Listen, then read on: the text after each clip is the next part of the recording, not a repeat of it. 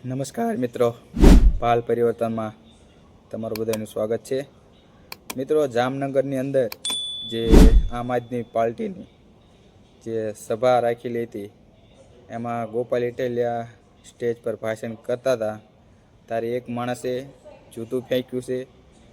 તે મિત્રો યોગ્ય ન કહેવાય, પણ ખબર નહીં તેને પર્સનલ અટેક્સ કહેવાય કે કોઈ કાવતરું હતું કે 2017ની અંદર જે ગૃહમંત્રી પ્રદીપસિંહ જાડેજા ઉપર જે જૂતું ફેંક્યું હતું એનો બદલો લીધો છે કે કોઈ અન્ય કારણોસર.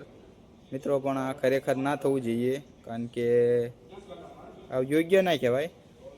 મિત્રો, કોઈ બી નેતા હોય એવું નહીં, આમ આદમી કોઈ બી પક્ષના નેતા હોય ગમે તે, એને આવું થવું ના જોઈએ, આ યોગ્ય ના કહેવાય. મિત્રો, ગોપાલ ઇટાલિયા એવું કહેશે આ બધું પહેલેથી નક્કી જ હતું કે મારા માટે આવું ષડયંત્ર કરવામાં આવ્યું હતું. એમનું એવું કહેવું છે ગોપાલ ઇટાલિયાનું.